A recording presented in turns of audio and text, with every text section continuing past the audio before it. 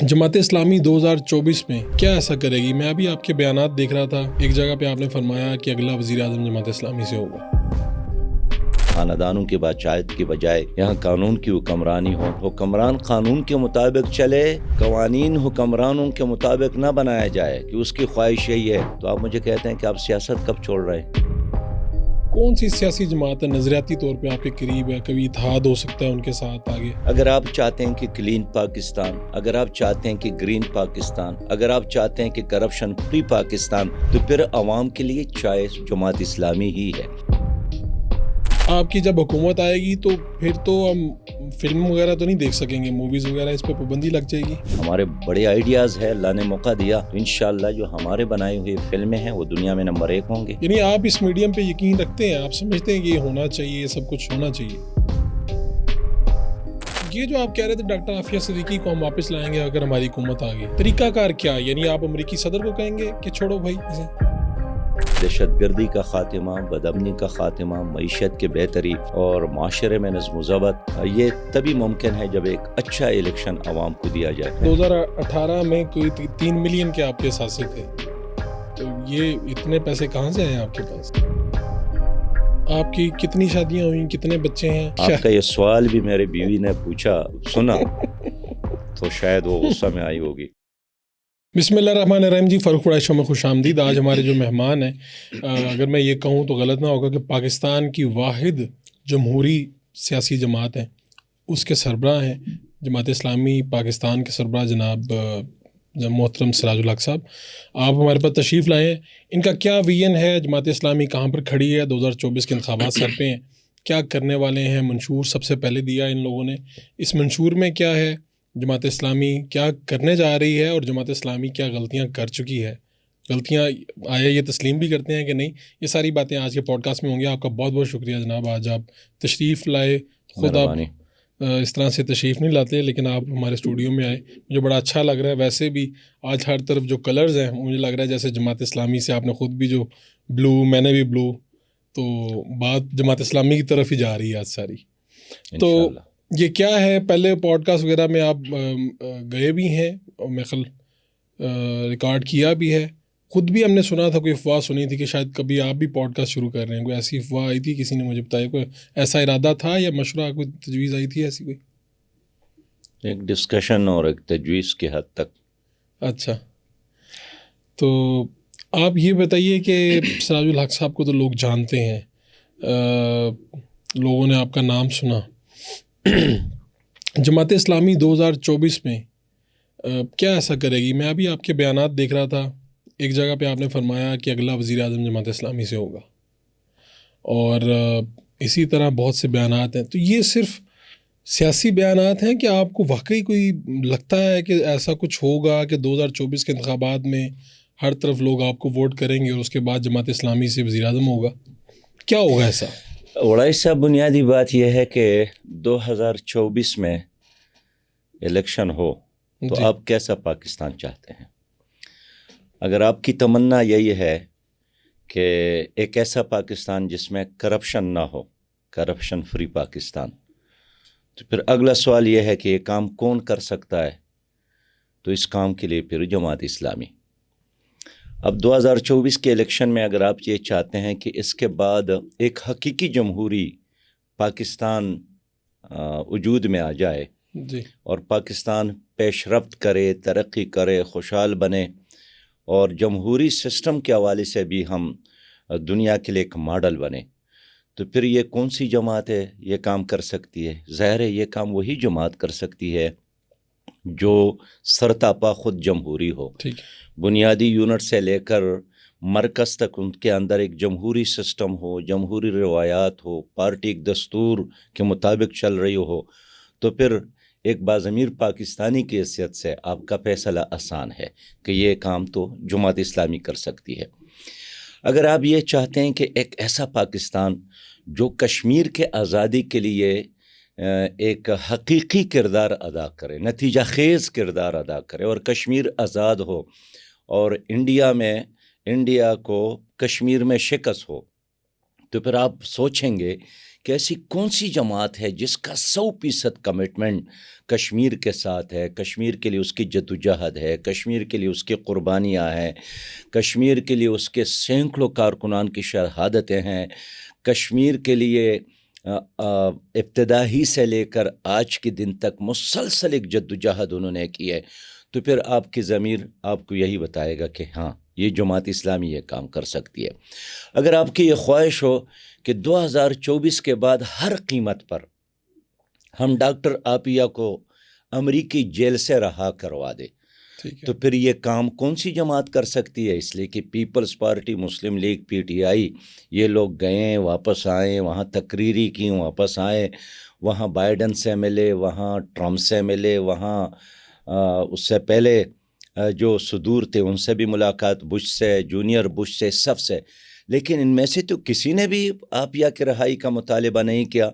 تو اگر آپ کی خواہش ہے کہ آپ کی بہن رہا ہو جائے اور وہ زندہ واپس پاکستان لایا جائے، تو یہ کام بھی جماعت اسلامی کر سکتی ہے۔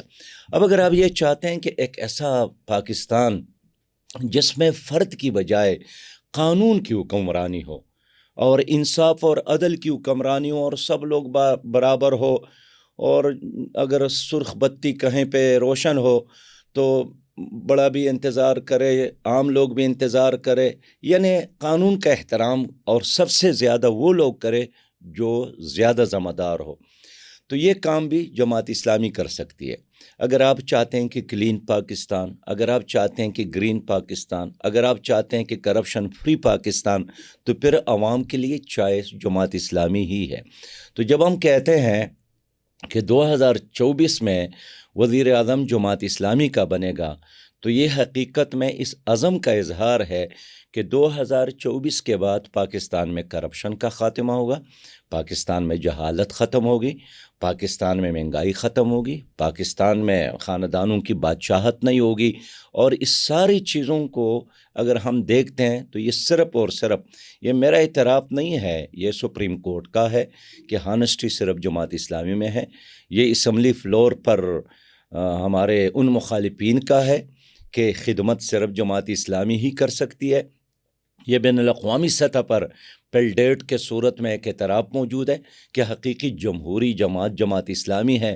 تو اگر کوالٹیز کی بنیاد پر فیصلہ کرنا چاہتے ہیں اور ایک روشن پاکستان دیکھنا چاہتے ہیں، تو پھر ہر پاکستانی کے لیے چوائس صرف اور صرف جماعت اسلامی ہی ہے۔ جماعت اسلامی نے کوئی سروے تو کنڈکٹ کیا ہوگا پبلک سے، یا کسی، آج کل تو یہ فارمز ہیں وہ کر لیتی ہیں سروے، کہ کیا وجہ ہے یہ ساری خوبیاں آپ کے پاس ہیں کہ سپریم کورٹ آپ کو دیانتدار کہے اور پارلیمنٹ میں آپ لوگوں کی کارکردگی اچھی رہے، جتنے بھی لوگ آپ کے جاتے ہیں، ایسے میں کیا ہے مسنگ، کیا ہے پبلک میں اور آپ کے درمیان میں، وہ کیا ایسا لنک مسنگ ہے جس کی وجہ سے پبلک ووٹ والا محبت؟ ویسے الخدمت فاؤنڈیشن جماعت اسلامی کے تحت کام کرتی ہے، اس کو لوگ پیسے دیتے ہیں، دل کھول کے دیتے ہیں، ان کے لیے اچھے الفاظ ادا کرتے ہیں، لیکن کیا وجہ ہے کہ ووٹ والا جو لنک ہے وہ کہاں پہ مسنگ ہے؟ آپ نے لوگوں نے کبھی سروے کیا، چیک کیا اس کے اوپر؟ میں اس تھیوری سے اتفاق نہیں کرتا ہوں۔ لوگ ہمیں ووٹ دیتے ہیں، لوگ سپورٹ بھی دیتے ہیں، لوگ نوٹ بھی دیتے ہیں، اور آپ کو یاد ہوگا کہ جب کالجز یونیورسٹیوں میں الیکشن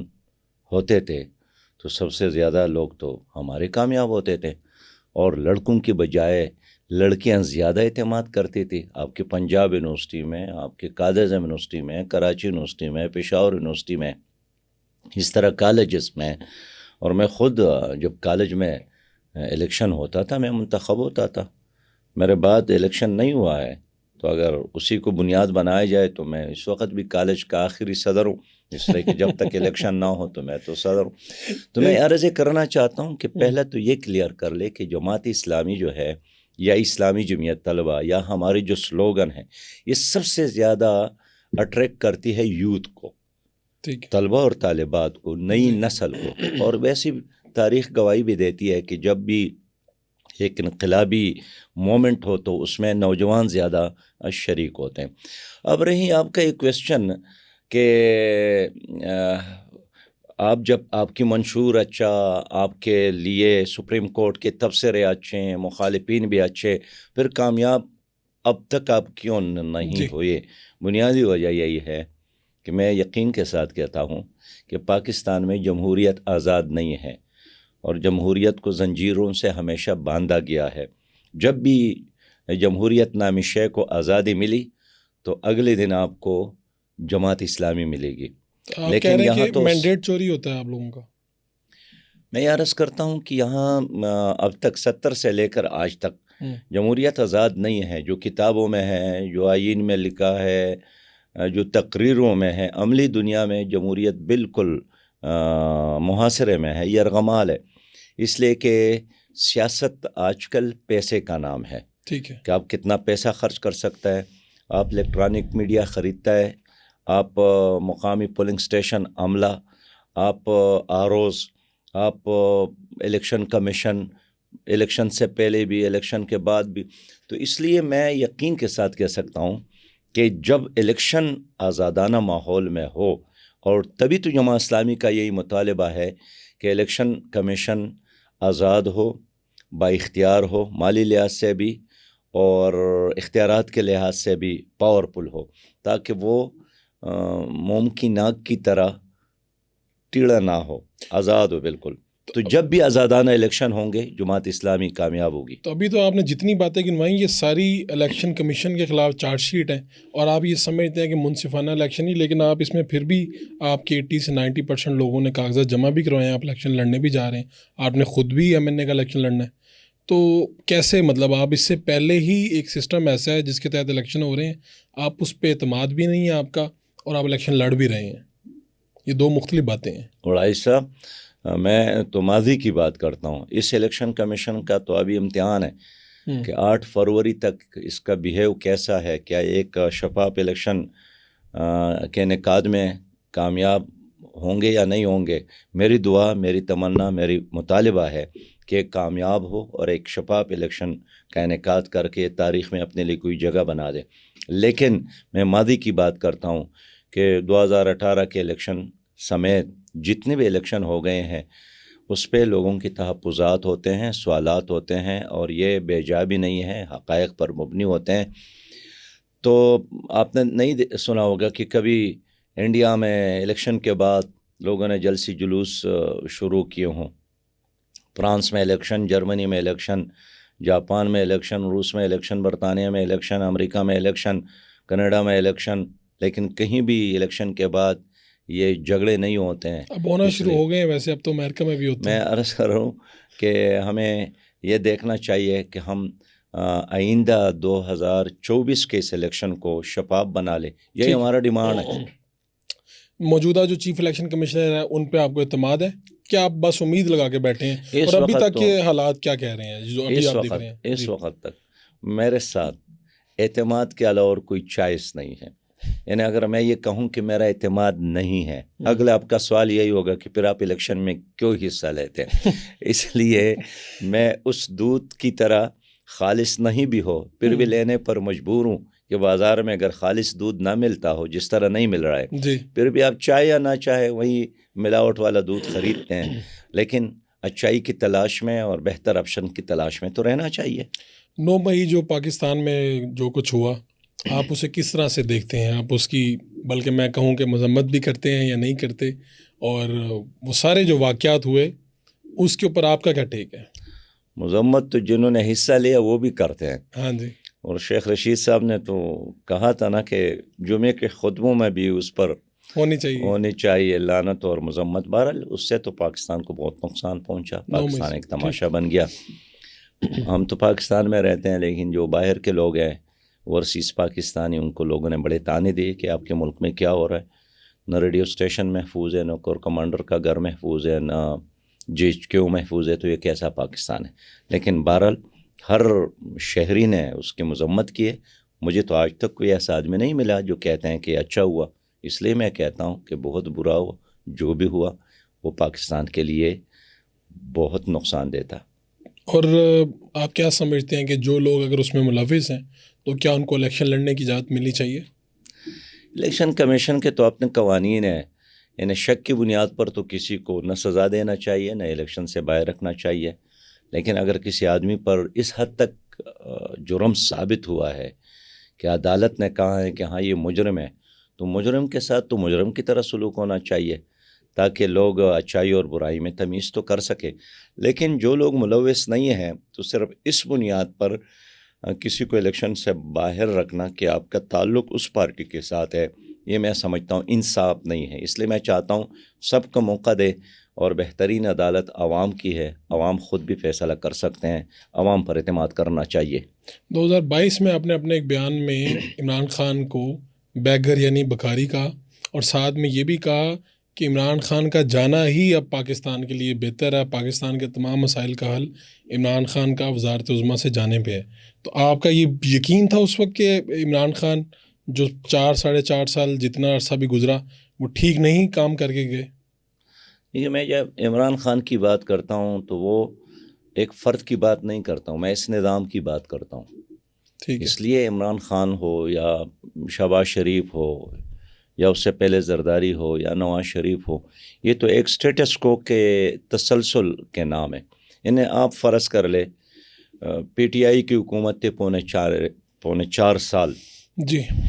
تو وہی ورلڈ بینک اور آئی ایم ایف کے قرضے لینے کو اپنے لیے کامیابی سمجھتے تھے.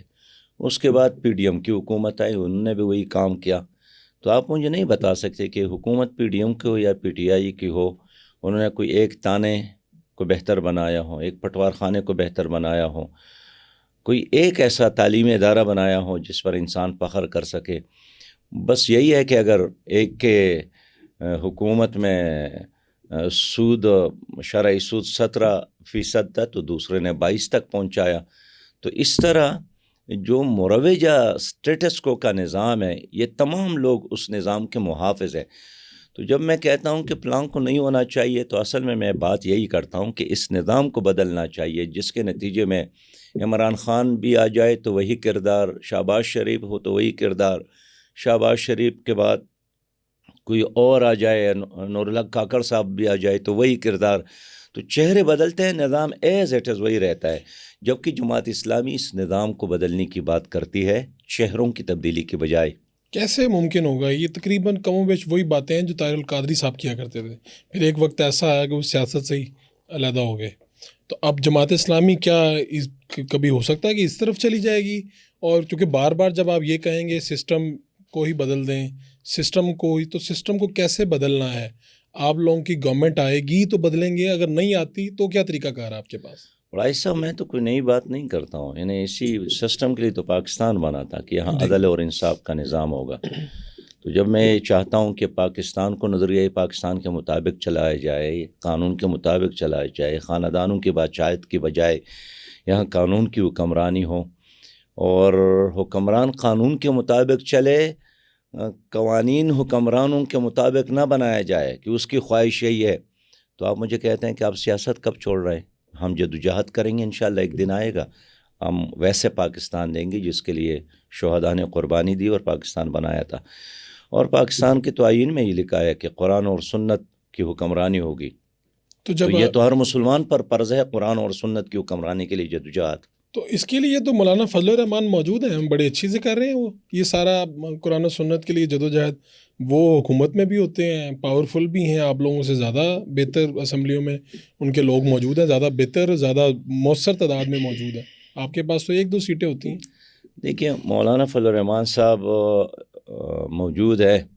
دیکھنا یہ ہے کہ اس کو جب اختیارات ملے ہیں، اس نے اپنے اس تقریروں کے مطابق یا منشور کے مطابق، اعلانات کے مطابق کام بھی کیا ہے.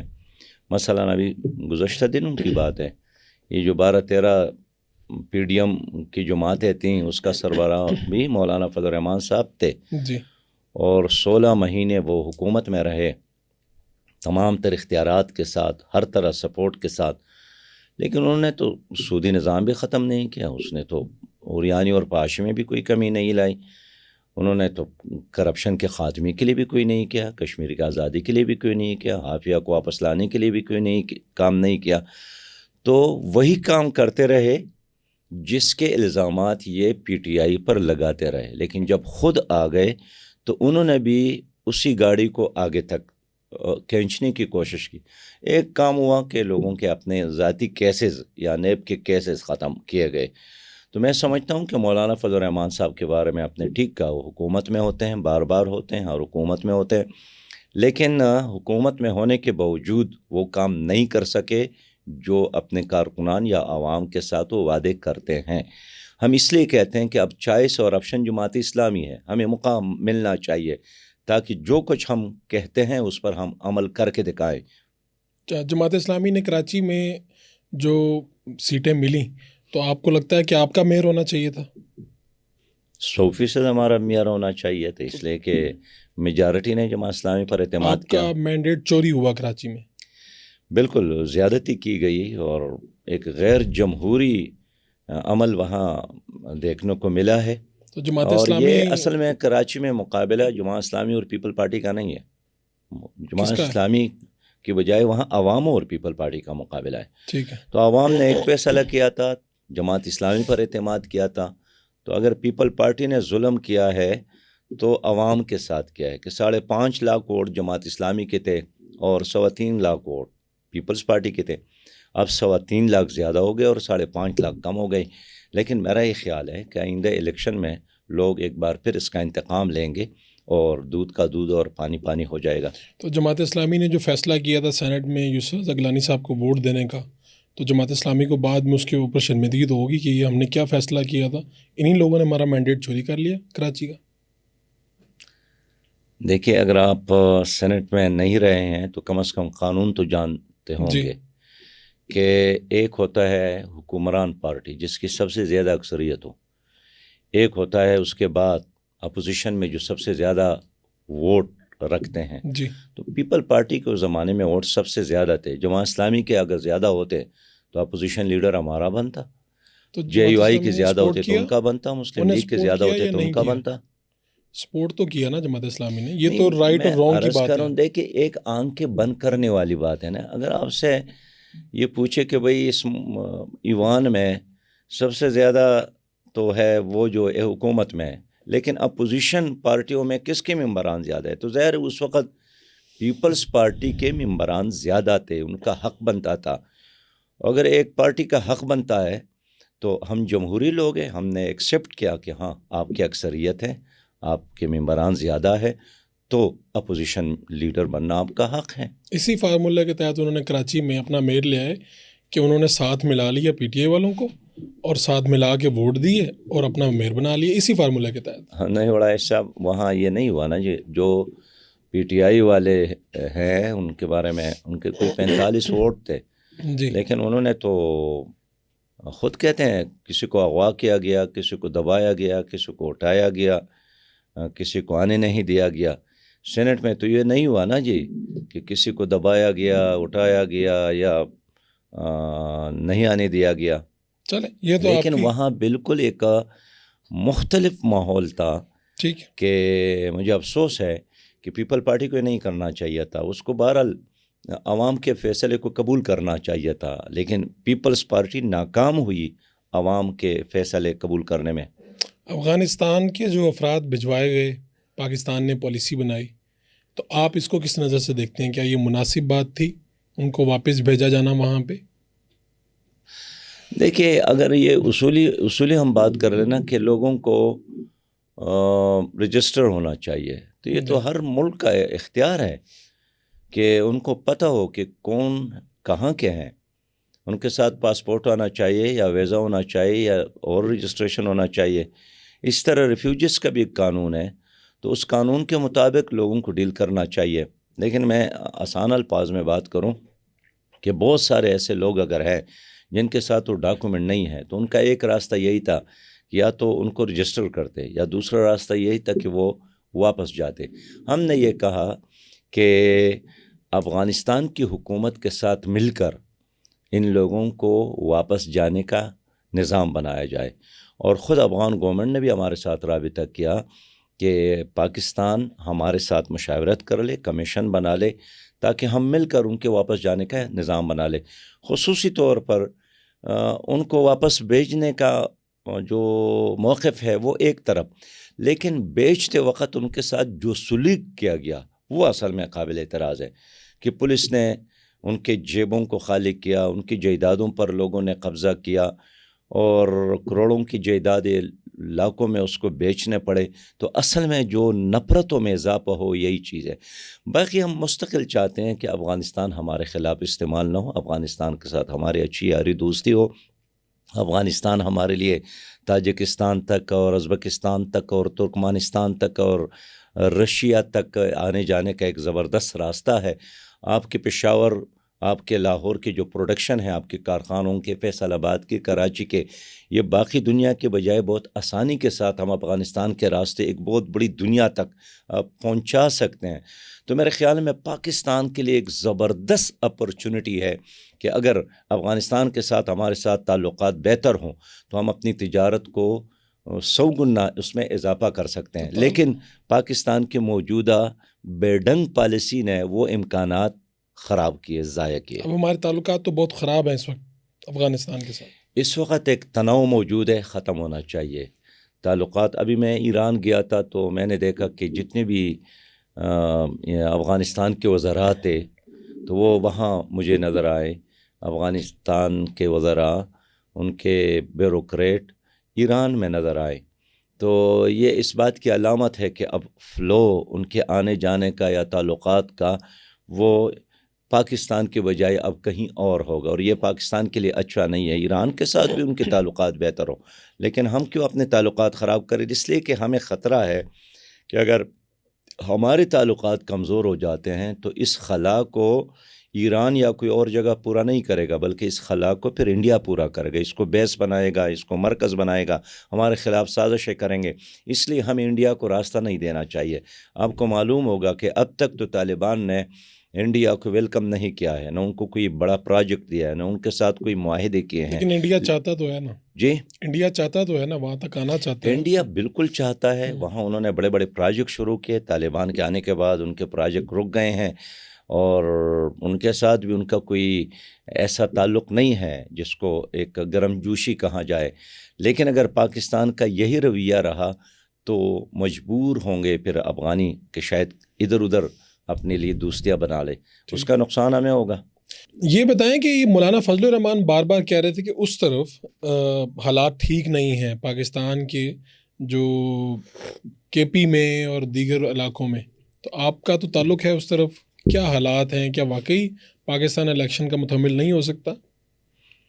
مولانا فضل الرحمان صاحب نے جو فرمایا ہے نا کہ وہاں بدامنی ہے، جی، اور الیکشن ملتوی بھی ہو جائے، معطل بھی ہو جائے، وغیرہ وغیرہ، تو میں سمجھتا ہوں کہ بد امنی تو ہے، اور کئی حملے ان دنوں میں ہو گئے ہیں۔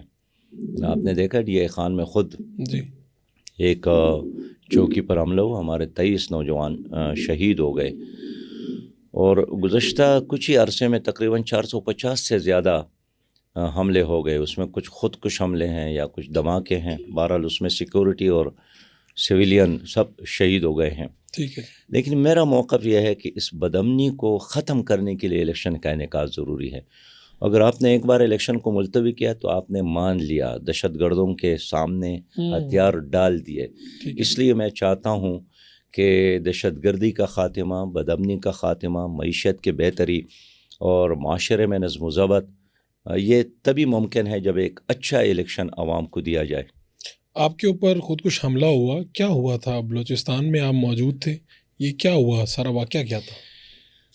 میں جوب جا رہا تھا، بلوچستان کا دورہ تھا، اور شہر سے تقریباً کوئی 2 کلومیٹر باہر لوگ استقبال کے لیے کھڑے تھے کہ اسی میں ایک آدمی نے خودکش حملہ کیا، اور میرا خیال تھا کہ یہ بھی استقبال کے لیے آئے، اس لیے کہ وہ میرے گاڑی کی طرف بڑھے۔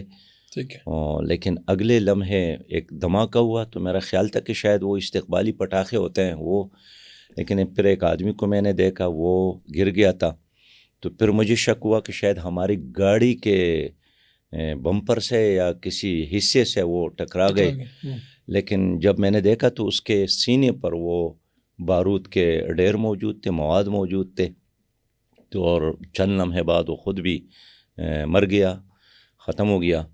تو اس طرح اللہ تعالیٰ نے ہمیں بچائی۔ آپ گاڑی سے باہر تھے اندر تھے؟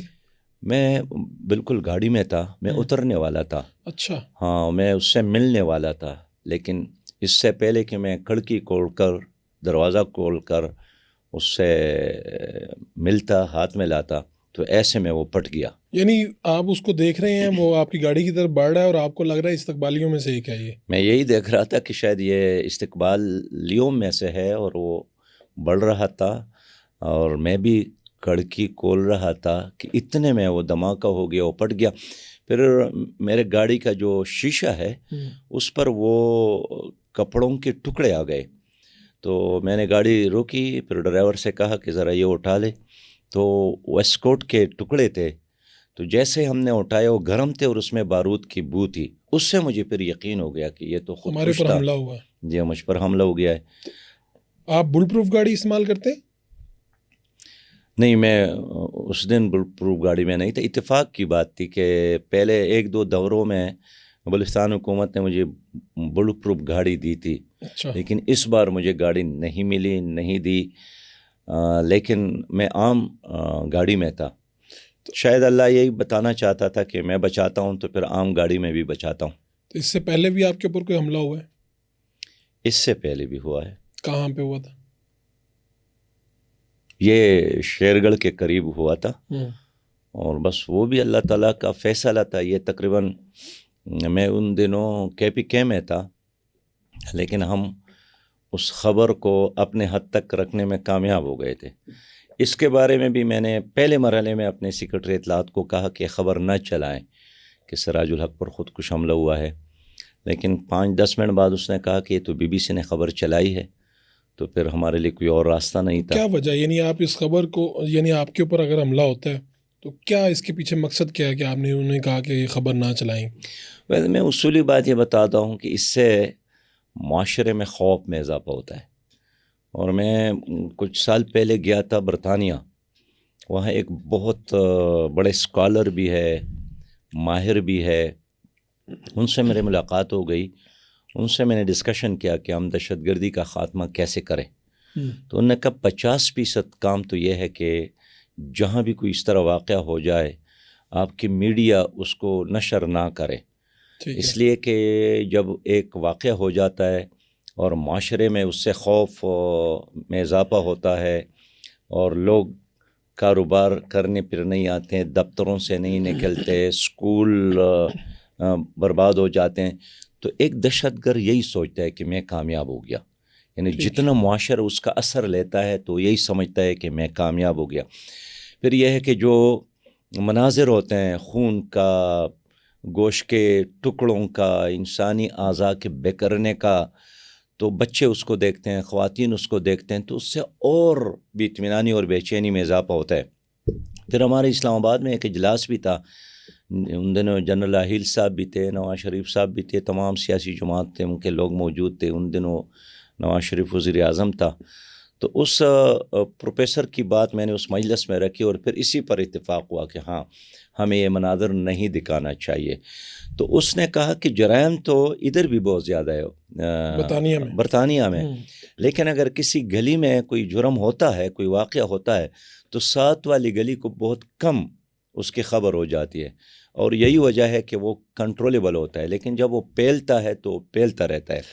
اس لیے میں نے پہلی والی خبر تو یہ 5-6 سال اپنے ساتھ رکھی۔ یہ اس میں ہوا کیا تھا؟ ویسے شیڈ گارڈ میں ہوا تھا، وہ ہوا کیا تھا؟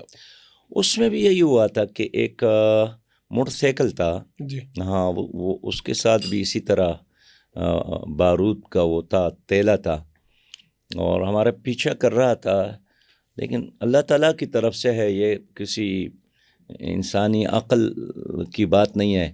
تو جب ہم نے وہاں ایک اچھلو ہے، یعنی سپیڈ بریکر ہے، ٹھیک ہے، تو ہماری گاڑی تو تیزی کے ساتھ گزر گئی، تو اس سپیڈ سے جب وہ آیا تو وہ سپیڈ میں بہت زیادہ تھا، تو وہ موٹر سائیکل بھی وہ یعنی اچھلا، اچھا، اور اس اچھلنے کی وجہ سے وہ آدمی تھا وہ خود گر گیا، اور گرنے کی وجہ سے ان کے اپنے مواد وہاں ایسے پٹے کہ وہ خود اس میں مر گیا۔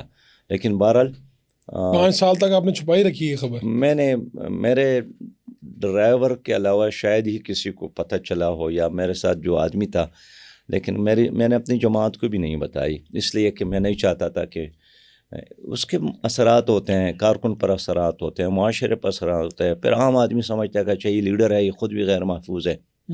تو ابھی جب یہ ہوا یہ جاب والا تو اس میں پھر آپ نے بعد میں جلسہ کنٹینیو کیا یا پھر آپ فوراً چلے گئے وہاں سے؟ جی وہ ہوا، پھر جب جوب ہم پہنچے تو مجھے وہاں کی پولیس نے ایک پولیس اسٹیشن تک پہنچایا. تو ہمارے ساتھ جو وہاں پولیس آفیسر تھے وہ بہت زیادہ نروس تھے، بہت پریشان تھے. میں نے ان کو پانی پلایا کہ آپ نے ان کو پانی پلایا؟ میں نے ان کو پانی پلایا کہ آپ حوصلہ کریں اور آپ تسلی کریں، اور بس جو گزر گیا وہ گزر گیا. ان کو یہی تھا کہ ان کے اور لوگ ہوتے ہیں اور ایسا نہ ہو کہ دوبارہ دوسرے کچھ ہو جائے. ہاں. تو پھر میں نے ان کو مجبور کیا کہ جیسا بھی سچویشن ہے میں اپنے جلسے میں جاؤں گا، میں اپنے جلسے کو مکمل کروں گا. تو ہمارے جلسہ جہاں ہو رہا تھا انہوں نے یہ دھماکہ تو سنا تھا، لیکن ان کو یہ اندازہ نہیں تھا کہ جو ہمارا مہمان خصوصی ہے اس پہ حملہ ہوا تھا. پھر میں نے اپنی تقریر میں اس کی وضاحت اس لیے کی کہ لوگوں کو ایک صحیح سچویشن سامنے آ جائے. تو بہرحال پھر تو صوبائی حکومت نے ہمیں اپنے اس میں لے لیا اور کوئٹے تک پہنچانے کا ایک انتظام کیا. لیکن بہرحال اللہ کا فضل ہے، اور میں جوب کے لوگوں کو سلام پیش کرتا ہوں کہ وہ اتنے بڑے دھماکے کے بعد بھی وہ جلسے میں میرے ساتھ رہیں، آخری لمحے تک رہیں، کوئی آدمی نہیں اٹھا. اور پھر میں بھی اس لیے جوب کے لوگوں کا مجھ پر بہت بڑا قرضہ ہے کہ کس طرح سیاست سے بالاتر ہو کر، پارٹی سے بالاتر ہو کر شہر کے لوگوں نے اپنی دکانوں کو بند کیا، میرے ساتھ یکجہتی کا اظہار کیا. تو بہرحال یہ وہاں کا ایک لوکل کلچر ہے جس کو میں اپریشیٹ کرتا ہوں. تو یہ سراج صاحب یہ کیا ہے؟ یعنی آپ بھی تو ہماری طرح انسان ہی ہے نا، انسان ڈرتا بھی ہے، خوف بھی آتا ہے اسے. تو آپ کے اوپر پہلے بھی یہ واقعہ ہوا، ابھی بھی، تو آپ نے بعد میں اپنی سرگرمیاں محدود کی یا کیا سوچتے ہیں آپ خود؟ کہیں ذہن میں یہ بات تو آتی ہے کہ میرے ساتھ سیکیورٹی، آپ کے ساتھ عام طور پہ کتنے لوگ ہوتے ہیں سیکیورٹی وغیرہ کے؟ اور ایسا وہاں تو میرا ایک دن کا دورہ تھا، لیکن اس واقعے کے بعد پھر میں وہاں سے نہیں نکلا. میں وہاں 2 دن رہا کوئٹہ میں، تاکہ یہ امپریشن نہ ہو کہ ایک قومی لیڈر پر حملہ ہوا اور وہ ڈر گیا یا دب گیا اور بس خوف کی وجہ سے اس نے جلدی اپنا دورہ ہی کینسل کر دیا. تو میرا ایک دن کا دورہ تھا، لیکن میں نے پھر اس کو بڑھایا اور کوئی اپنے روٹین میں یا اپنے پروگراموں میں کمی بیشی بھی نہیں کی. روٹین کے مطابق چلا، نارمل تھا بالکل. اس لمحے بھی میں نارمل تھا. اور مجھ سے زیادہ میں اعتراف کروں کہ میرا ڈرائیور، جس کو پھر ہم نے یہاں بلایا، انعام دیا، کہ اس نے نہ سپیڈ تیز کی، نہ ان کے دل کی دھڑکنیں تیز ہو گئیں، نہ ان کا چہرہ متغیر ہو گیا، نہ اس کو پانی پینے کی ضرورت ہوئی. اور بہت سموتھلی، جس طرح میں تھا، مجھ سے زیادہ میرا ڈرائیور، میں سلام پیش کرتا ہوں اس ڈرائیور کو بھی. میں سمجھتا ہوں کہ جو حوصلہ اس آدمی میں نے پایا یقیناً قابل تحسین تھا. اچھا، آپ قومی لیڈر ہیں، باقی قومی لیڈروں کے تو ہم سنتے ہیں کہ یار کتنا ٹیکس دیا، کیا ہوا، تو بڑے بڑے لطیفے سننے کو ملتے ہیں. یعنی ان کی جو گاڑیاں ہیں اس سے تو ہمیں پتہ چلتا ہے کہ کروڑوں اور اربوں کی جائیدادیں ہیں یا گھر اگر ان کے دیکھیں. تو میں ابھی آپ کی خبر دیکھ رہا تھا 2017-18 میں شاید آپ نے 1 لاکھ اور کچھ ہزار ٹیکس دیا. تو ابھی ان دنوں یہ پیچھے جو گزرے ہوں گے کتنا ٹیکس دیا ہوگا آپ نے؟ ہمارے ایز اٹ از وہی اساس ہے، اس میں کوئی اضافہ نہیں ہوا ہے. اور نہ صرف میں بلکہ ہمارے جتنے کارکنان ہیں الا ماشاء اللہ، وہ جب اپنے اساسوں کی تفصیل اور اس کے خدمت میں پیش کرتے ہیں تو حیران ہوتے ہیں کہ شاید انہوں نے صحیح نہیں لکھا ہے. اور حیران ہوتے ہیں. ہاں، حیران ہوتے ہیں کہ آپ نے کیا کیا. تو کبھی کبھار تو یہ کل میں نے بتایا کہ ایک الیکشن میں جب اثاثے لکھ رہا تھا تو میں نے لکھنے والے کو کہا یار کچھ زیادہ لکھو، کچھ نہ کچھ تو لکھو نا جی. نے کہا کہ اگر ہے نہیں، میں نے کہا چلے وہ بھائیوں کا مشترکہ ہے تو وہی لکھو. لیکن بہرحال جو ٹیکس ہوتا ہے جتنا بنتا ہے اس کو ہم تو ہمیں پتہ چلا 2018 میں کوئی 3 ملین کے آپ کے اثاثے تھے. تو یہ اتنے پیسے کہاں سے آئے آپ کے پاس؟ ظاہر ہے 3 ملین میں ہمارے وہ سارے زمینیں شامل ہیں، ہمارا گھر شامل ہے، وغیرہ وغیرہ، وہ ساری چیزیں. تو ہم بھائی ہیں 4، یہ ہم سب اکٹھے رہتے ہیں. اچھا، یہ مشترکہ ہوگا؟ مشترکہ ہے. تو جو والد صاحب نے جائیداد وغیرہ چھوڑی ہیں یا جو گھر ہیں اس کی قیمت یہی بنتے ہیں. تو آپ کیا سوچتے ہیں، یعنی آپ کا کاروبار وغیرہ کیا ہے، آپ کا کس طرح گھر کا خرچ چلتا ہے؟ لیکن لوگوں کے تو ہے نا کاروبار بڑے ہیں یہ وہ، آپ کا گھر کا خرچ کیسے چلتا ہے؟ ایک تو ہمارے کچھ زمین بھی ہے جو والد صاحب کی ہیں، پھر ہمارا ایک اسکول بھی ہے جو ہمارے 5-6 دوستوں نے مل کر بنایا تھا، تو اس سے گزارا چلتا ہے. تو آپ کو جو آپ کے اخراجات یہ ہوتے ہیں، سفری اخراجات، یہ جماعت برداشت کرتی ہے ادھر ادھر جانا پروگرامات میں؟ میرے گاڑی کا جو خرچ ہے یہ تو جماعت برداشت کرتی ہے. ٹھیک ہے. اس لیے کہ میرے ساتھ اگر اتنا سرمایہ ہوتا کہ میں خود برداشت کرتا تو یقینی طور پر یہ بوجھ میں بھی جماعت پر نہ ڈالتا. لیکن بہرحال جماعت نے میرا ٹائم چونکہ لیا ہے اور میں 24 گھنٹے دیتا ہوں. کوئی اصولی طور پر میں مناسب نہیں سمجھتا ہوں کہ کوئی صدر بن جائے، وزیر اعظم بن جائے، وزیر اعلیٰ بن جائے، گورنر بن جائے پھر وہ کاروبار کرے، بلکہ حکومت کو چاہیے کہ ان کے گھر کے اخراجات برداشت کرے. اور صدر ہو، وزیر اعظم ہو، یہ میں نے سیکھا ہے حضرت ابوبکر رضی اللہ تعالیٰ عنہ سے. جب خلیفہ بن گئے تو وہ کپڑے اٹھا کر بازار جانے لگے. حضرت عمر رضی اللہ عنہ نے منع کیا کہ آپ کیا کر رہے ہیں، آپ جس دکان میں بیٹھیں گے تو ایک تو لوگ باقی دکانوں کو چھوڑ کر اسی طرف لوگ آئیں گے، تو اس سے دوسری دکانداروں کا استحصال ہوگا. دوسری بات یہ کہ آپ کا جو وقت ہے یہ اب آپ کا نہیں، یہ پوری امت کا ہے. تو پھر بیٹھ گئے اور انہوں نے ان کے لیے ایک معاوضہ مقرر کیا حضرت ابوبکر رضی اللہ تعالیٰ عنہ کے لیے. معاوضہ بھی وہ جو ایک عام مزدور کا تھا. اور میں آپ کے علم میں لانا چاہوں کہ جب اگلے سال لوگوں نے ان کو کہا کہ ہم آپ کے معاوضے میں اضافہ کرنا چاہتے ہیں، تو اس نے پوچھا کہ کیا آپ میرے ملک میں ہر مزدور کے معاوضے میں اضافہ کریں گے؟ انہوں نے کہا کہ نہیں. انہوں نے کہا کہ جتنا عام مزدور کا معاوضہ ہے اتنا ہی میں. تو میں عرض یہ کرنا چاہتا ہوں کہ میرے گاڑی کا خرچ جماعت اسلامی برداشت کرتی ہے.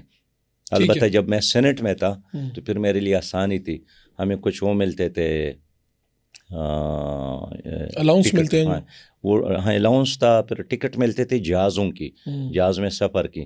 تو اس میں ہمارے لیے ایک آپشن تھا کہ کیا آپ کو نقد پیسہ چاہیے یا آپ کو ٹکٹ کی صورت میں چاہیے. لیکن چونکہ میں جماعت کا امیر تھا، مجھے بہت زیادہ ٹریولنگ اور سفر کرنا پڑتا تھا، اسلام آباد ٹو کراچی، اسلام آباد ٹو کوئٹہ. تو میں نے کہا کہ میرے جو الاؤنسز ہے یا جو پیسہ مجھے دیا جاتا ہے وہ ٹکٹ کی صورت میں دے دے تاکہ میری جماعت پر بوجھ کم ہو. یہ جب بھی اسمبلی بنتی ہے تو کوئی نہ کوئی ایسا بندہ اعلان کرتا ہے جی میں وزیر بن کے تنخواہ نہیں لوں گا، میں نے بن کے تنخواہ نہیں لوں گا، سینٹر بن کے تنخواہ نہیں لوں گا. تو میں تو بڑا اس سے اختلاف کرتا ہوں. میں یہ کہتا ہوں کہ جیسا آپ نے کہا نا کہ وہ اس کا چونکہ کاروبار متاثر ہو جاتا ہے، وہ خود اپنا وقت دے رہا ہوتا ہے عوام کو، تو آپ بھی اسی اسکول آف تھاٹس ہیں، یعنی تنخواہ لینی چاہیے. میں بالکل یقین، میں آپ کو یہی تو بتاتا ہوں کہ یہ جو بڑے بڑے لیڈر اس وقت موجود ہے سیاست میں، اس کو نہیں کرنا چاہیے تھا کاروبار. جن پر یہی تو کیسز ہے کہ آپ جب اقتدار میں نہیں تھے تو آپ کے ساتھ 50 کروڑ تھے، اقتدار میں آ گئے تو یہ ارب ہا تک پہنچ گئے. پھر وہ ان کے بہانے بناتے ہیں کہ میں نے نہیں کیا، میرے بیٹے نے کیا، نواسے نے کیا، میرے نوکر نے کیا. لیکن سچی بات یہ، اور وڑائچ یہ میں آپ کو بتا دوں کہ جب میں اسلامی جمعیت طلبہ کے ناظم اعلیٰ تھا جی، تو ظاہر ہے جب جمعیت کا ناظم اعلیٰ ہوتا ہے یا جمعیت کا ناظم صوبہ ہوتا ہے اس کا ایک پوزیشن بنتا ہے. تو اس وقت ہم نے یہ طے کیا تھا کہ کوئی ناظم اعلیٰ اسلامی جمعیت طلبہ کا یا کوئی ناظم صوبہ اسلامی جمعیت طلبہ کا وہ کاروبار نہیں کرے گا. اچھا. ہاں، یہ اس وقت مجھے پتہ نہیں تھا کہ میں پھر وزیر بنوں گا، پھر وزارت خزانہ میرے پاس آئے گی. لیکن اس وقت میرا آئیڈیا یہی تھا، اور اب بھی میں سوچتا ہوں کہ اگر جماعت اسلامی کی حکومت آئے گی تو میرا صدر، میرا وزیر اعظم، میرا وزیر اعلیٰ، میرا گورنر یہ کاروبار نہیں کرے گا. میں تو آپ کے علم میں لانا چاہتا ہوں کہ جب ہم نے خیبر پختونخوا میں کیبنٹ بنائے نا جی، وزراء لیے، تو میں نے اپنے وزراء کو کہا تھا کہ آپ کے مال کے بارے میں بھی مجھے ہر چیز بتا دے، اور میں تو چاہتا ہوں کہ آپ کو تولو بھی تاکہ کسی کے پیٹ میں بھی اضافہ نہ ہو، گوشت میں بھی اضافہ نہ ہو. اتنی سختی؟ تو میں نہیں، یہ سختی نہیں ہے، میں یہ پیغام دینا چاہتا تھا کہ وزارت کو اپنی پراپرٹیز میں اضافے کے لیے استعمال نہیں کرنا ہے. اور شاید آپ نے پڑھا ہوگا کہ فائنانس منسٹر کی حیثیت سے ہم نے پھر طے کیا تھا کہ کم از کم تنخواہ ہمارے وزراء لیں گے، تو 18,000 روپے ہم اپنے وزراء کو تنخواہ دیتے تھے. بہت تھوڑی ہے. 18,000 اس وقت بہتر تھی. اس وقت بہتر تھی. 2002 کی بات میں کرتا ہوں نا جی. 18,000. اس پہ ہمارا ایک منسٹر تھا حسین احمد خان جو، اس نے کہا کہ یار میں اسکول میں پرنسپل تھا ایک پرائیویٹ اسکول میں، تو مجھے زیادہ وہ تنخواہ دیتے تھے. اب میری بیوی جو ہے وہ آپ کو بددعائیں دیتی ہیں. میں نے کہا کہ اگر آپ برداشت نہیں کر سکتے ہیں تو آپ نہ کریں، لیکن یہ تو اصول ہے.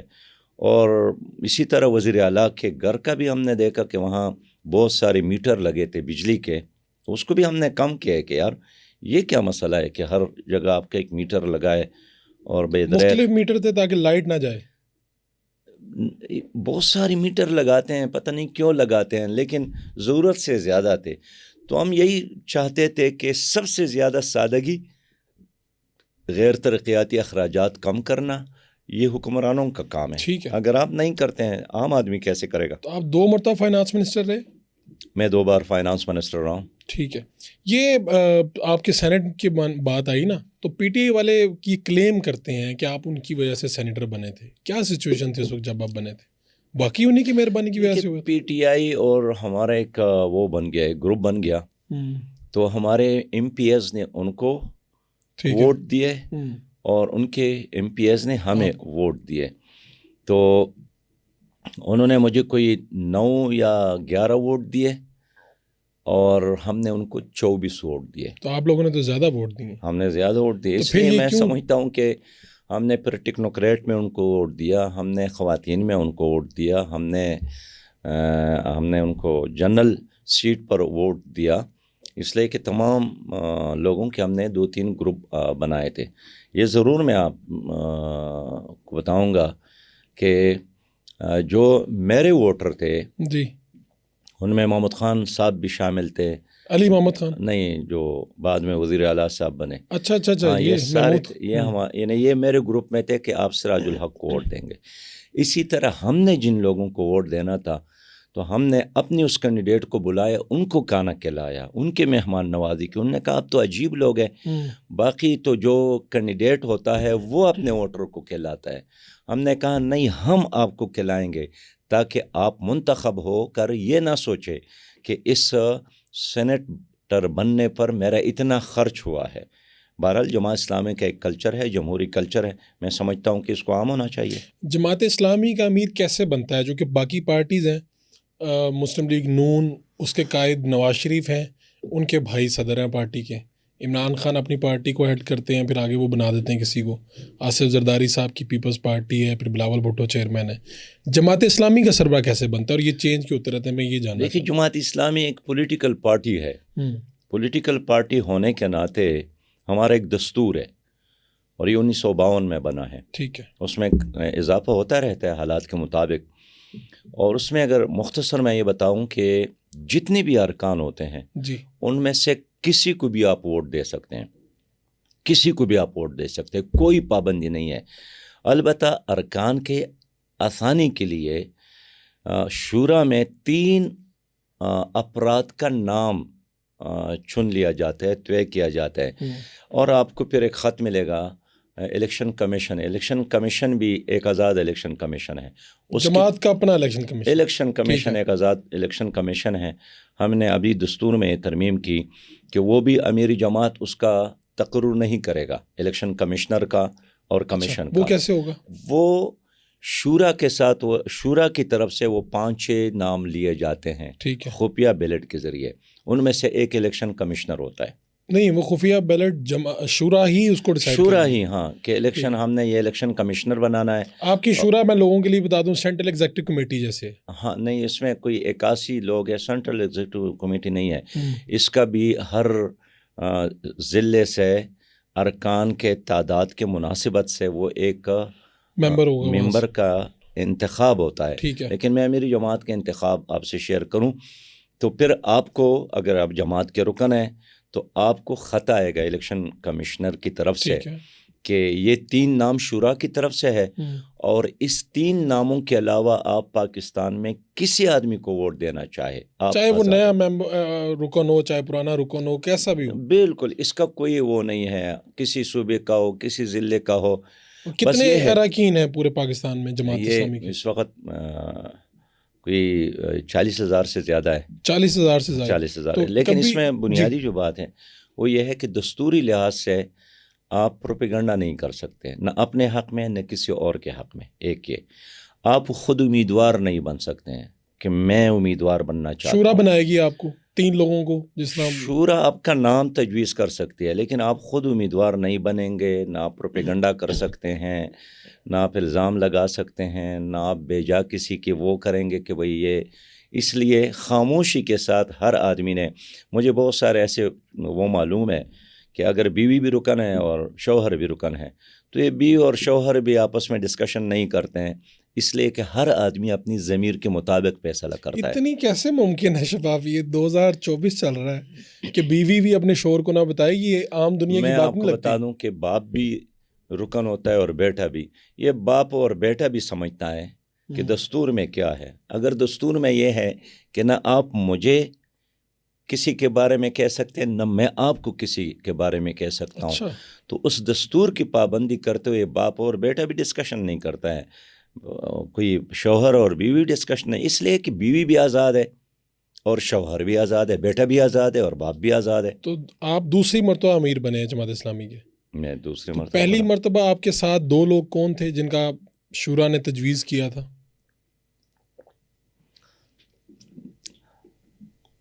محترم منور حسن صاحب تھے، محترم لیاقت بلوچ صاحب تھے پہلے بار. اور دوسری مرتبہ کون تھے؟ دوسری بار تھے جناب لیاقت بلوچ صاحب اور جناب پروفیسر ابراہیم صاحب. تو یہ شورا پہ ڈیپینڈ کرتا ہے، وہ امیدوار ریپیٹ بھی کر سکتی ہے، یعنی 3 لوگوں کا نام شورا جس میں کو مرضی بالکل دے. آزادی ہے. تو شورا کبھی ایسا آزادی. بھی ہوا ہے جماعت اسلامی میں کہ ان 3 جو لوگوں کا آپ نے نام دیے شورا نے ممبران کو تجویز کیے، اس کے علاوہ کسی کو اتنے ووٹ پڑ گئے ہوں کہ وہ کوئی امیر منتخب ہو گیا ہو؟ مرکز میں یا صوبوں میں تو اس طرح نہیں ہوتا ہے، لیکن اضلاع میں بھی یہ پریکٹس ہے. تو اضلاع میں یہ ہوتا ہے کہ کبھی کبھار شورا جو 2 یا 3 نام دیتے. اچھا، اس میں پھر یہ ہے کہ ڈسٹرکٹ میں یعنی ضلع میں جہاں ایک تعداد ہے اس سے زیادہ ارکان ہو تو آپ کو 3 نام ملیں گے. وہ اس لیے کہ زیادہ لوگوں میں پھر فیصلہ کرنا مشکل ہوتا ہے. اگر کم ارکان ہو، 200 250 ہو، 300 ہو تو پھر آپ آزاد ہے. لیکن بنیادی طور پر ہمارے اس انتخاب میں جو فارمولہ ہے وہ ضمیر کی آزادی ہے. کوئی آپ پر ناصر ڈل سکتا ہے. یہ جمعیت میں بھی ہم دیکھتے تھے کہ لوگ جب ناظم وغیرہ بنتے تھے تو وہ آپ دیدہ ہو جاتے تھے، باقاعدہ جذباتی رونا شروع کر دیتے تھے. اسی طرح شاید آپ بھی جب آپ کا بھی کوئی ایسی سچویشن ہوئی ہوگی تو کیوں، مطلب خوشی کیوں نہیں کرتے آپ لوگ؟ یعنی شہباز شریف صدر بنے ہیں تو خوش ہوئے ہیں، اس کے اوپر ان کا خاندان میں خوشی ہوگی.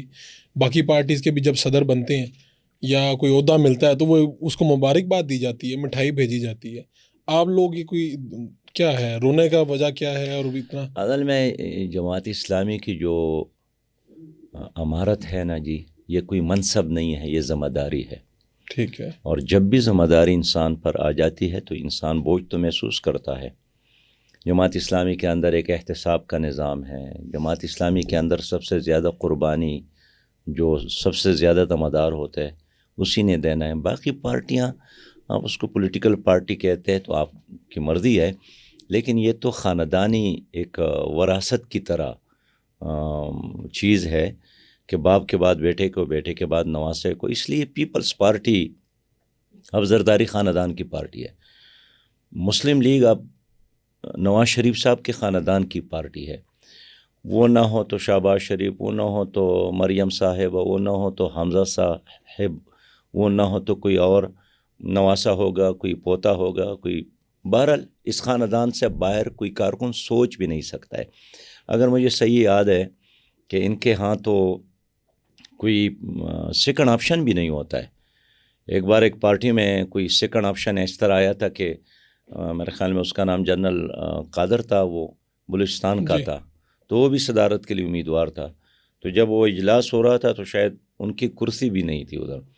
تو میں اس لیے سمجھتا ہوں کہ ان پارٹیوں کے اندر جمہوریت نہیں ہے. ٹھیک ہے. بادشاہتیں ہیں، پراپرٹیز ہیں، اور حقیقی جمہوریت کی تلاش میں اگر آپ ہے تو صرف آپشن جماعت اسلامی ہے. نواز شریف اس وقت 74 ایئرز اولڈ ہیں، شہباز شریف 72 سال کے ہیں، زرداری صاحب بھی تقریباً 70 سال کے ہیں، فضل الرحمان صاحب 70 سال کے ہیں. آپ کی عمر کیا ہے؟ میرا تو 60 سال پورے ہو گئے ہیں. 60 سال پورے ہو گئے ہیں. تو آپ نسبتاً یہ جتنی قیادتیں موجود ہیں ان میں کم عمر ہیں. عمران خان سے بھی آپ اس کا مطلب 10 سال 12 سال چھوٹے ہیں؟ عمران خان صاحب میرے خیال میں مجھ سے 11 سال یا 12 سال بڑے بڑے ہیں. ہیں. جی ہاں. دیکھنے میں آپ لگتے ہیں اور وہ وائبز یہ آتی ہیں کہ جی ینگ ہیں عمران خان صاحب اور وہ اتنی ایکسرسائز کرتے ہیں، یہ کرتے ہیں، وہ کرتے ہیں. تو کیا یہ میں سمجھ نہیں پایا، آپ تو 10 11 سال چھوٹے ہیں. بہرحال عمر کا کم ہونا یا اضافہ ہونا اس میں آپ کا کوئی کمال تو نہیں ہے. ہاں جی. یہ تو اللہ تعالیٰ کا ایک فیصلہ ہے کہ آپ 70 سال کے ہیں، کوئی اور 60 سال کے ہے کوئی. اصل مسئلہ یہ ہے کہ آپ کرنا کیا چاہتے ہیں. تو میں اس لیے یہ کوئی ڈسکشن کے موضوع نہیں. اب بائیڈن یوتھ کتنی عمر ریلیٹ کی ہیں؟ کرتی ہے اس کو، یوتھ ریلیٹ کرتی ہے نا ذرا کہ یار یہ آج کل بڑا ٹرینڈ چلا ہے، یوتھ سمجھتی ہے کہ یہ جو فلاں لوگ ہیں یہ بزرگ ہو گئے ہیں. لیکن میں آپ کی بات سے اتفاق کرتا ہوں، پروپیگنڈا اپنی جگہ پر. لیکن اس وقت تمام سیاسی جماعتوں میں سب سے کم عمر تو سراج الحق ہے. ہاں جی. اور میں ایک بار میں اور عمران خان صاحب کراچی میں تھے، بلدیاتی الیکشن ہو رہا تھا. ہم ایک ٹرک پہ سوار تھے. اچھا. تو ہم 3-4 گھنٹے تو اکٹھا چلے. بعد میں شام کے وقت وہ اترے ٹرک سے. میں نے کہا یار میرے ساتھ چلو. انہوں نے کہا کہ نہیں آپ ینگ ہے اور میں تو اتنا کڑا نہیں ہوں گا. اچھا. وہ اتر گئے، وہ چلے گئے اور مجھے پھر وہ کاروان اکیلا ہی چلانا پڑا. تو بہرحال وہ عمر میں زیادہ ہے، شہباز شریف بھی زیادہ ہے، نواز شریف بھی زیادہ ہے. تو سراج الحق صاحب آپ پینٹ شرٹ وغیرہ کیوں نہیں پہنتے؟ یہ جماعت اسلامی میں منع ہے یا ویسے ہی آپ کا ذوق؟ نہیں، اصل میں لباس کے بارے میں 2-3 چیزیں ہیں. جی. لباس کے بارے میں جو ہمارا نظریہ ہے کہ اس میں انسان خوبصورت لگے. ٹھیک ہے، بالکل ٹھیک ہے. دوسری بات یہ ہے کہ وہ موسم کے مطابق ہو. جی ٹھیک ہے. تیسری بات یہ ہے کہ وہ آپ کے ذوق کے مطابق ہو، آپ کے کلچر کے مطابق ہو. تو میرا شلوار، میرا قمیص، یہ میرا پاکستانی لباس ہے. میں تو برطانیہ میں بھی یہی پہنتا ہوں، جرمنی میں بھی یہی پہنتا ہوں، جہاں بھی جاتا ہوں، اسکول میں بھی، کالج میں، یونیورسٹیوں میں بھی، ہمیشہ میں نے یہی پہنا ہے اور اس پر میں فخر محسوس کرتا ہوں.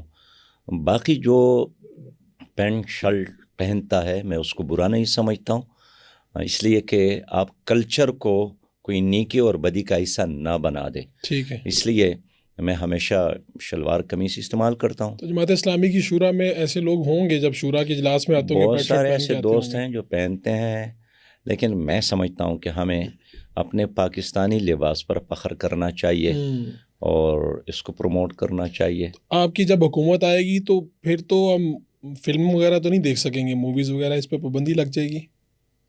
نہیں، ہم تو بہترین فلمیں بنائیں گے، اس کو عام کریں گے اور اس کو ایجوکیشن کا ذریعہ بنائیں گے، اس کو نئی نسل کو ٹریک پہ ڈالنے کا ذریعہ بنائیں گے. ہمارے بڑے آئیڈیاز ہیں، اللہ نے موقع دیا تو انشاءاللہ جو ہمارے بنائی ہوئی فلمیں ہیں وہ دنیا میں نمبر 1 ہوں گے. یعنی آپ اس میڈیم پہ یقین رکھتے ہیں، آپ سمجھتے ہیں کہ یہ ہونا چاہیے، یہ سب کچھ ہونا چاہیے؟ بابا یہ تو ایسی بات ہے جس طرح آپ کہتے ہیں کہ بھئی آپ کی حکومت آئے گی تو آپ اونٹوں پر چلیں گے یا جہاز پر. میں تو سمجھتا ہوں کہ اگر لوگوں نے چاند پر قدم رکھا ہے تو ہمیں مریخ کی طرف جانا چاہیے. تو اس لیے فلم تو بہت بنیادی چیز ہے اور فلم کے ذریعے یہ جو خاکے بنتے ہیں اس کے ذریعے یہ تو ایجوکیشن کا ذریعہ بنانا چاہیے. اور میں یقین کے ساتھ کہہ سکتا ہوں کہ اگر میڈیا ہمارے ہاتھ میں ہو جی تو ہم ہر گھر کو ایک دانشگاہ نہ بنا سکتے، ایک اسکول بنائیں گے.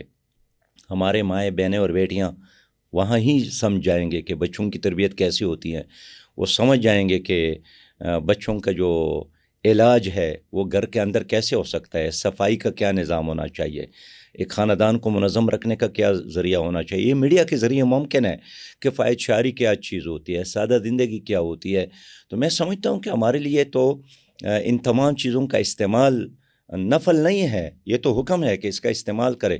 یہ قرآن کا حکم ہے، وَلَكُمْ مَا فِي الْأَرْضِ جَمِيعًا. زمین میں جو کچھ بھی آپ کے لیے ہے تو میرے لیے ہے تو مجھے اس کا استعمال کرنا چاہیے. اگر میں استعمال نہیں کرتا ہوں پھر تو میں مجرم ہوں. لیکن اچائی کے لیے، بلائی کے لیے، نیکی کے لیے، معاشرے کو بہتر بنانے کے لیے. تو جماعت اسلامی کی طرف سے خواتین الیکشن میں حصہ لے رہی ہیں عام انتخابات میں؟ ہمارے ہاں جو الیکشن کمیشن کا قانون ہے 5% جی ہمارے امیدواران موجود ہے. ابھی آپ کے پروگرام میں آنے سے قبل میں نے کوئٹہ بات کی، وہاں ہمارا ایک بہن کڑی ہے سمینہ باجی جی قومی اسمبلی کے لیے. ادھر لیا میں ہماری ایک بہن کڑی ہے غزالہ صاحبہ. تو اچھا گزشتہ دنوں جو سب سے پہلا بڑا جلسہ میں نے کیا خواتین کا غزالہ صاحبہ کا لیا میں کیا ہے, ٹھیک ہے. اور ہزارہ خواتین آئی تھی پرجوش انداز سے, انہوں نے اپنے جلسے کا انعقاد کیا تھا. تو اس لیے ہم نے حصہ لیا ہے, ہم پروموٹ بھی کرتے ہیں, اور ہمارے تو مرکزی شورا میں بھی ایک بڑی تعداد میں خواتین موجود ہے, اور منتخب خواتین ہے, ایسا نہیں ہے کہ نامزد ہے. خواتین نے خواتین کو منتخب کر کے ہمارے مرکزی شورا میں بھیجا ہے. اور آپ کو یاد ہوگا جب ہمارے بہنیں تھیں قومی اسمبلی میں, مثلا گزشتہ اسمبلی میں ہماری ایک بہن تھی عائشہ صاحبہ, جی سوات سے ہے, تو جو ٹاپ 10 لوگ ہیں ممبران, اس میں عائشہ صاحبہ شامل ہے. اس طرح بھی ہمارے خیبر پختونخوا میں ایک بہن تھی حمیرہ بشیر صاحبہ, تو جو ٹاپ 10 کے بہترین ممبران ہیں ان میں ایک وہ بھی شامل ہے. تو ہمارے بہنیں نہ صرف اسمبلیوں میں پہنچ جاتے ہیں بلکہ وہاں ان کی کارکردگی بھی بہت اچھی ہوتی ہے, مثالی کارکردگی ہوتی ہے ان کی. یہ جو آپ کہہ رہے تھے ڈاکٹر عافیہ صدیقی کو ہم واپس لائیں گے اگر ہماری حکومت آ گئی, تو اس کا کوئی طریقہ کار آپ لوگوں نے سوچا ہے؟ کیونکہ آپ ہی کے وہ سینیٹر مشتاق صاحب بھی ان کے آس پاس ادھر جاتے بھی ہیں, مل کے بھی آئے ہیں. طریقہ کار کیا, یعنی آپ امریکی صدر کو کہیں گے کہ چھوڑو بھائی اسے؟ ہم ہر وہ راستہ اختیار کریں گے ڈاکٹر عافیہ کے واپس لانے کے لیے جس سے اس کا واپس آنا ممکن ہو جائے. ٹھیک ہے. اور ڈاکٹر عافیہ کا امریکی جیلوں میں رہنا یہ ہمارے لیے باعث شرم ہے, اور مجھے بہت افسوس ہے کہ تمام آپ کے سابق وزرائے اعظم ایک نہیں بار بار گئیں امریکہ, اور انہیں ایک بار بھی ان کی رہائی کا مطالبہ نہیں کیا ہے. گزشتہ دنوں آپ کو یاد ہوگا ان کا جو ایک وکیل ہے امریکی ہے, انہوں نے جی. پریس کانفرنس کی کہ اگر پاکستان کی حکومت سنجیدگی کے ساتھ اس کیس کو لے لیتی اور امریکی ایڈمنسٹریشن سے بات کرتی تو ان کی رہائی ممکن ہے. ان کا یہ بات تو میرے خیال ہے ہمارے لیے ڈوب مرنے کا مقام ہے کہ ان پر تشدد ہوا ہے, ان کے دانت شہید ہو گئے ہیں, ان کی ایک کان کی سماعت ختم ہو گئی ہے, اور اس طرح ان پر جنسی تشدد بھی ہوا ہے. لیکن اس سب کچھ کے باوجود ہماری حکومت نے کچھ نہیں کیا. اس وکیل نے پریس کانفرنس میں یہ کہا کہ پاکستان کی حکومت کو اس بربریت کا, اس جبر کا بالکل پتہ ہے, لیکن انہوں نے اپنے آپ کو بس غیر جانبدار رکھا ہے. تو میں سمجھتا ہوں کہ ڈاکٹر عافیہ کا واپس لانا ہمارے اوپر ایک فرض ہے, اور یہ ناممکن میں نہیں سمجھتا ہوں. صرف اخلاص کی کمی ہے, جرأت کی کمی ہے. تو اگر ان کا سفیر یہاں پر موجود ہے اور یہاں بادشاہوں کی طرح زندگی گزارتا ہے, کبھی الیکشن کمیشن سے ملتا ہے, کبھی پولیٹیکل پارٹیوں کے لیڈروں سے ملتا ہے, تو جن سے بھی ملتا ہے ان لوگوں نے بھی ایک بار بھی ان سے یہ مطالبہ نہیں کیا ہے کہ ڈاکٹر عافیہ کو رہا کرو. اور اس پر خدا کی قسم 100% ایک ایسا جھوٹ بنایا گیا ہے جو عقل نہیں مانتی ہے. یعنی کیس یہ ہے کہ باگرام ایئرپورٹ پر اس کمزور خاتون نے ایک افغانی سے بندوق چھینا ہے اور امریکی پر فائر کیا ہے, امریکی فوجی پر فائر کیا ہے.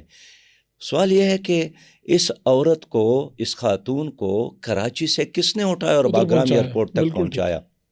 تو میں اس لیے اپنی قوم سے وعدہ کرتا ہوں کہ اللہ تعالیٰ نے مجھے موقع دیا, میری جماعت کو موقع دی, تو ہم ہر قیمت پر ڈاکٹر عافیہ کو امریکی جیل سے نکال کر واپس لائیں گے. جماعت اسلامی اور اسلامی جمعیت طلبہ کیا ہے, ان کا آپس میں لنک کیا ہے؟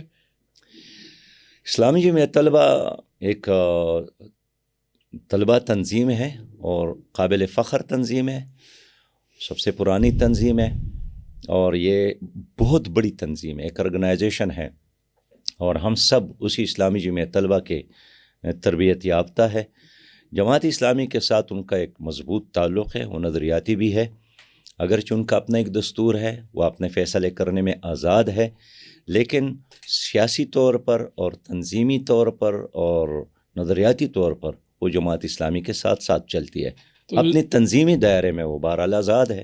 تو جمعیت کی وجہ سے جماعت اسلامی کو فائدہ زیادہ ہوا یا نقصان زیادہ ہوا؟ کیونکہ ہم یونیورسٹیز میں واقعات سنتے ہیں. اسلامی جمعیت طلبہ کی وجہ سے جماعت اسلامی کو 100% فائدہ ہوا ہے, اور آپ اگر گن لے, لیاقت بلوچ اسلامی جمعیت طلبہ سے, امیر العظیم اسلامی جمعیت طلبہ سے, حافظ ادریس جماعت اسلامی جمعیت طلبہ سے, جناب پروفیسر ابراہیم صاحب جماعت اسلامی جمعیت طلبہ سے, مشتاق احمد خان, نعیم الرحمان, جناب ہمارا ڈاکٹر فرید پراچا, اس وقت یہ جتنے بھی ہمارے اس وقت لیڈرشپ ہے یہ سب کے سب وہی ہے جو اسلامی جمعیت طلبہ سے آئی ہے. تو بیسیکلی جماعت اسلامی کی جو قیادت اس وقت ہے وہ جمعیت سے آئے ہوئے ہی لوگوں کے ہاتھ میں؟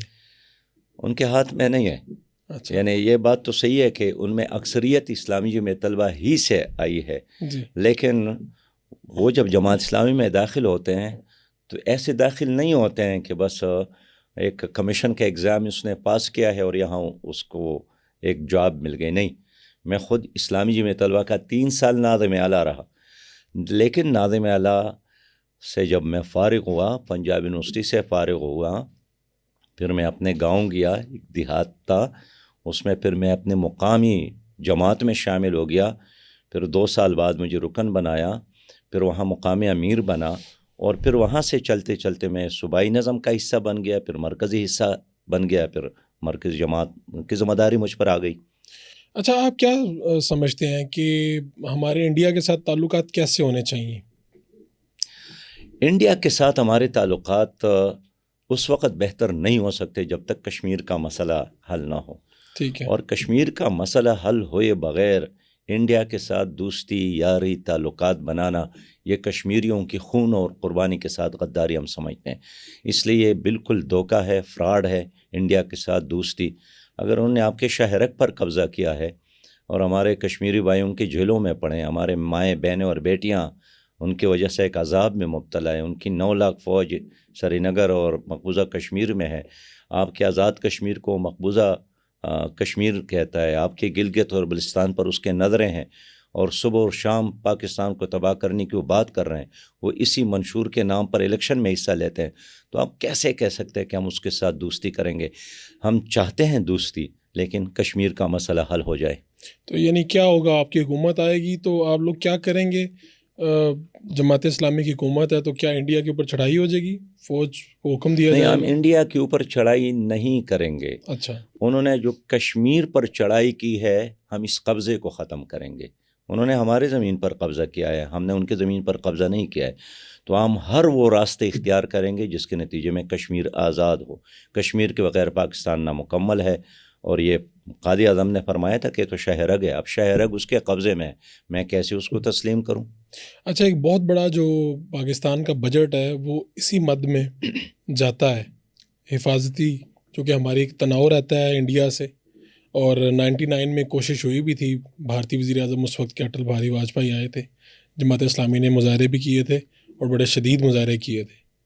تو آج بھی نواز شریف اور باقی لوگ یہ سمجھتے ہیں کہ اگر اس وقت جماعت اسلامی کو اتنا لینینٹ رہنا چاہیے تھا، اتنے احتجاج اور گاڑیوں پر حملے، بلکہ کئی رائٹرز نے تو یہ بھی لکھا کہ کئی غیر ملکی سفراء کے گاڑیوں پر حملے ہوئے تھے جماعت اسلامی کی طرف سے. تو آپ اسے کیا سمجھتے ہیں کہ یہ جماعت اسلامی کا مناسب اقدام تھا؟ یہ تو آپ نے طے کرنا ہے کہ کیا کشمیر آپ کا ہے یا نہیں ہے.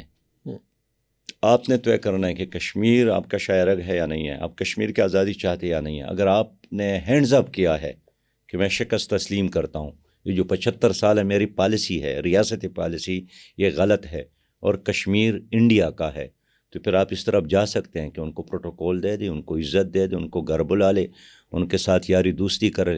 لیکن ہم اس طرح کی کوششوں کو پاکستان کے ساتھ، کشمیر نہیں پاکستان کے ساتھ غداری سمجھتے ہیں.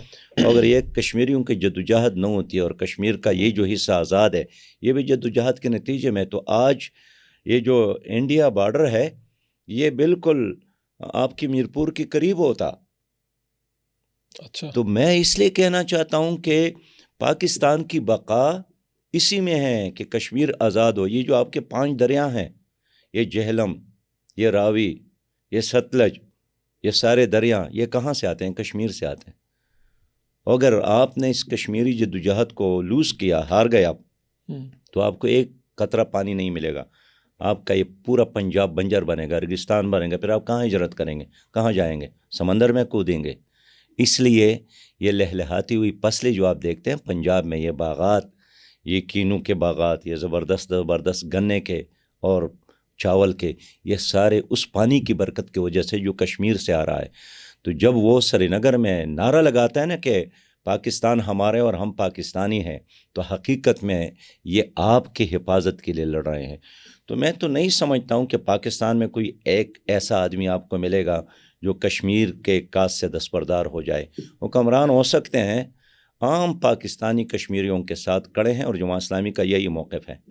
کون سی سیاسی جماعت ہے نظریاتی طور پہ آپ کے قریب ہے، کبھی اتحاد ہو سکتا ہے ان کے ساتھ آگے؟ دیکھیے پاکستان میں اس وقت جو جماعتیں ہیں یہ سارے کے سارے وہی جماعتیں ہیں. آپ پیپلز پارٹی کو لے لیں، 4-5 بار انہوں نے حکومت کی ہے. آپ مسلم لیگ کو لے لیں، 4-5 بار انہوں نے حکومت کی ہے. آپ پی ڈی ایم کو لے لیں، سب نے مل کر حکومت کی. آپ اس کو قومی حکومت کہیں، پی ڈی ایم کی حکومت کہیں، تو سارے آزمائے گئے. تو آپ مجھ سے پوچھتے ہیں کہ آزمائے ہوئے کانتوس کو دوبارہ استعمال کرنا ہے؟ ہم نہیں کریں گے. اس لیے ہم نے ماضی میں بہت سارے اتحادی کی ہیں، لیکن ان اتحادوں کے نتیجے میں ان لوگوں کو اقتدار تو مل جاتا ہے، لیکن ہمارے ساتھ انہوں نے پھر کبھی وہ وعدے پوری نہیں کی.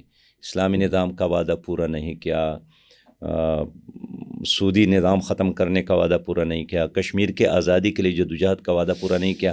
اس لیے ہم نے یہی سوچا کہ ہم عوام سے اتحاد کرنا چاہتے ہیں، عوام ہم پر اعتماد کریں، ہم عوام پر اعتماد کریں گے، اور ہم اتنا مینڈیٹ دے دے کہ ہم ان لوگوں کو ساتھ لے کر چلنے کے محتاج ہی نہ رہیں. آپ کی زندگی کی سب سے بڑی خواہش کیا ہے؟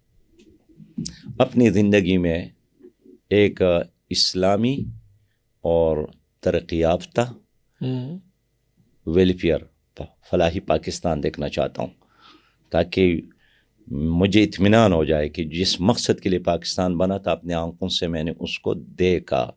میں چاہتا ہوں میرے ملک میں ہر بچے کو تعلیم ملے، ہر نوجوان کو روزگار ملے، ہر بے گھر انسان کو چھت ملے، ہر مظلوم کو انصاف ملے. میں ایک ایسا پاکستان چاہتا ہوں جس میں وی آئی پی سسٹم ختم ہو جائے. وی آئی پی تعلیمی اداروں میں طالب علم، ہاسپٹل میں بیمار، عدالتوں میں مظلوم. میں چاہتا ہوں کہ جو انگریز کا پروٹوکول ہے، ایک غلام قوم اور ایک آقا قوم کا پروٹوکول، یہ ختم ہو جائے. ہم اسی طرح ایک عدل اور انصاف کا معاشرہ دیکھنے کو ملے ہمیں، جو ہم عمر فاروق کے دور میں دیکھتے ہیں. ٹھیک ہے. آپ نے اپنی زندگی کی پلاننگ بھی کی ہے، یعنی اس کے بعد آپ ریٹائرمنٹ کی کوئی زندگی بھی گزاریں گے، یا آپ جب امیر جماعت نہیں رہیں گے تو کیا آپ کی سرگرمیاں ہوں گی؟ مسلمان کی زندگی میں ریٹائرمنٹ نہیں ہے. اچھا. آپ کب ریٹائر ہوں گے کہ 5 نمازیں نہ پڑھیں؟ آپ کب ریٹائر ہوں گے کہ آپ روزانہ تلاوت نہ کریں؟ آپ کب ریٹائر ہوں گے کہ آپ اپنے مظلوم کی خدمت نہ کریں؟ اس لیے اگر آپ جدوجہد کرتے ہیں تو آپ زندہ ہیں. اگر آپ جدوجہد سے دستبردار ہو جاتے ہیں تو آپ سانس لیتے ہوں گے، آپ کھانا کھاتے ہوں گے، چائے پیتے ہوں گے، لیکن آپ مردہ ہے. اس لیے کوئی باہمت مسلمان جیتی جی مرنا قبول نہیں کرتا ہے. تو میں سمجھتا ہوں ذمہ داریاں ضرور تبدیل ہوتے رہتی ہے، لیکن جو ہمارا کام ہے اللہ کے دین کے لیے، پاکستان کو اسلامی اور ویلفیئر خوشحال بنانے کے لیے، یہ زندگی کے آخری لمحے تک میں جاری رکھنا چاہتا ہوں. آپ کی کتنی شادیاں ہوئیں، کتنے بچے ہیں، اور کیا وہ سارے جماعت اسلامی کے اراکین ہیں؟ میرے ایک شادی ہے. آپ کا یہ سوال بھی میرے بیوی نے پوچھا، سنا تو شاید وہ غصہ میں آئی ہوگی. اچھا. اور ظاہر ہے جی. تو یہ تو آپ نے ایک ایسا سوال کیا کہ جو کوئی بھی یعنی سننا پسند نہیں کرتا، نہیں برداشت کرتا کوئی بھی. بہرحال ایک شادی ہے. میرے ایک اہلیہ ہے جی.